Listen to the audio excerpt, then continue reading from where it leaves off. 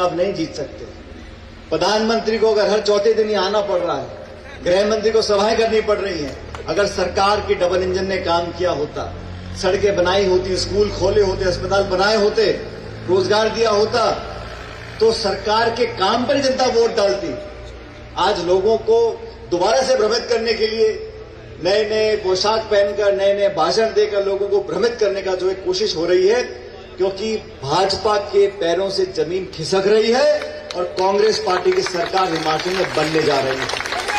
और हम लोगों ने आज, साथियों, मुझे बहुत लंबा समय हो गया चुनावी सभाएं करते करते, लेकिन आज जो हमने यहां पर मंच पे जो एकजुटता देखी है, इस मंच पे तमाम नेता मौजूद होना, कांग्रेस पार्टी के लिए समर्पित होकर काम करने की जो भावना आज सामने आई है, हमारा 90% तो चुनाव हम वैसे ही जीत गए, क्योंकि सभी जाति, बिरादरी, समुदाय, धर्म के लोग मिलकर काम कर रहे हैं, सभी नेतागण एकजुट हैं। और जिस व्यक्ति को पार्टी ने टिकट दिया है, आपकी क्षेत्र में रहकर ब्लॉक के स्तर पर कई सालों तक काम इन्होंने किया, आपकी दिक्कत, परेशानी, मुसीबतों को व्यक्तिगत रूप से जानते हैं, उनका समाधान ढूंढने की क्षमता इनके अंदर है, ये पहले आप लोग देख चुके हो। इसी को देखते हुए कांग्रेस पार्टी ने आज इनको मौका दिया है। 8 साल से सरकार बीजेपी की है और हम देखते टेलीविजन पर, अखबारों में लगातार लंबे लंबे भाषण, तमाम तरह के वादे। और मैंने एक खास बात देखी है बीजेपी की, के चुनाव थे लोकसभा के 14 के, जब यूपी की सरकार थी, तो बोलते थे महंगाई डायन खा जाएगी हम लोगों को, महंगाई खत्म कर देंगे, भ्रष्टाचार खत्म कर देंगे, 2 करोड़ रोजगार देंगे, 15 लाख खाते में पैसा डलेगा, तमाम तरह के वादे किए। और सरकार बनने के बाद अब करते हैं आजादी के 75 साल, फिर अमृतकाल, फिर हम 2040 में ये करेंगे, 2050 में ये करेंगे। अरे भाई, 8 साल में आपने क्या किया कि गैस का सिलेंडर 1100 रुपए का हो गया। जयपुर में तो 1100 रुपए का, यहां पता नहीं कितना, 1170 रुपए का गैस का सिलेंडर। पेट्रोल डीजल देसी घी से महंगा हो गया। और उद्योग के नाम पर, रोजगार के नाम पर, ये आंकड़े हमारे नहीं है, ये सरकार के आंकड़े हैं कि 45 साल में इतनी बेरोजगारी कभी नहीं हुई पहले। का, महंगाई का, बेरोजगारी का, निवेश का, उद्योग का, सड़क का, बिजली का, पानी का, खेत का, बीज का, स्कूल का, अस्पताल का। तो बात करते हैं मंदिर की, मस्जिद की, गुरुद्वारा की, हिंदू की, मुसलमान की, पाकिस्तान की। अरे भाई, आपको चुनाव जीतते वक्त जो वादे किए थे, उन वादों का क्या हुआ?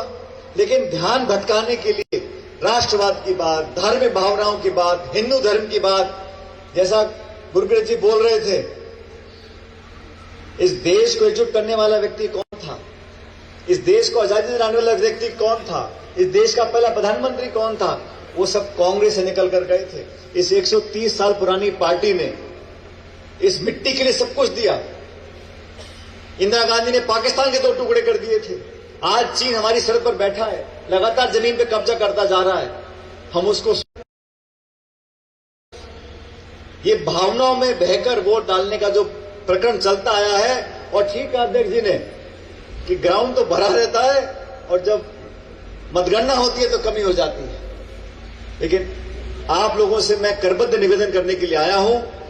आज देवेंद्र जी को यहां हम वोट मांगने जा रहे हैं। 11 दिन का समय है। 12 तारीख को वोट पड़ेगा, 8 तारीख को गिनती होगी और भारी बहुमत से माताओं बहनों आपसे कह रहा हूं, घर से निकलना है, एक एक वोट इस पंजे पर डालनी है। अब हाथ पे वोट डालोगे, बटन दबाओगे, तभी हमारा भी यहां पे आना सार्थक होगा और आप लोगों का यहां पे आना सार्थक होगा।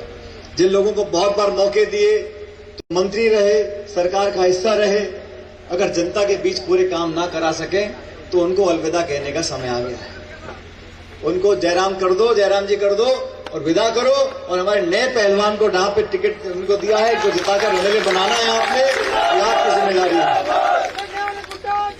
अभी अगले 10 दिन तक और नेता आएंगे, बीजेपी के नेता भी आएंगे, बड़ी बड़ी बातें बोलेंगे, लेकिन जिनको मौका दिया 8-9 साल से दिल्ली में और 5 साल से हिमाचल में, उन लोगों ने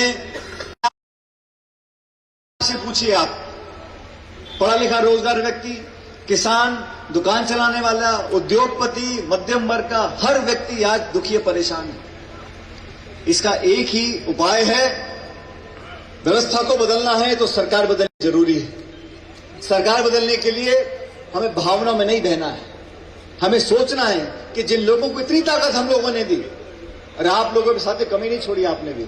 जब चुनाव आते हैं लोकसभा के, विधानसभा के, पिछली बार आपने पूरे जी खोल के वोट डाल के देखा, परिणाम हमारे सामने है। किसान आंदोलन कर रहे हैं, नौजवान सड़कों पर है, कोविड में जो मारामारी हुई सबने देखी है। व्यवस्थाओं को संभालने के लिए हमें नेतृत्व का परिवर्तन करना पड़ेगा। प्रदेश की जनता ने मन बना लिया कि बदलाव होगा और 12 तारीख को यहां पर सत्ता परिवर्तन होगा और कांग्रेस की सरकार बनेगी, और उस सरकार में एक मजबूत हिस्सा उसका देवेंद्र भाई को बनाना है। ये आप लोगों की जिम्मेदारी, आप लोगों का कर्तव्य है। मैं तो बहुत दूर से चलकर आपके बीच में आया हूं आपसे ये निवेदन करने के लिए कि इस बार हम चूक ना जाएं और ऐसी हरियाली कर दो।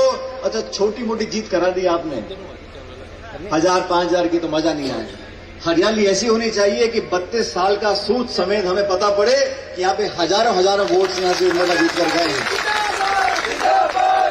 आप लोगों ने नारा भी लगा दिया, हाँ भी बोल दिया, ताली बजा दी, लेकिन मैं भी बहुत कई सालों से सभाएं कर रहा हूं। जब इस सभा में बैठे हर एक व्यक्ति को दोनों हाथ खड़े मैं देख लो कि कांग्रेस का वोट पड़ेगा कि नहीं पड़ेगा, दोनों हाथ में खड़े। वो पीछे बैठे नौजवान साथी, कांग्रेस पार्टी, कांग्रेस पार्टी। आखिरी नारा है, जोर से दे रहा हूं, ये आवाज शिमला तक आनी चाहिए। ठीक है, ठीक है भाई, कांग्रेस पार्टी। अब मुझे विश्वास हुआ है कि आप लोग जिता के भेजोगे। बहुत बहुत धन्यवाद। राम राम साहब।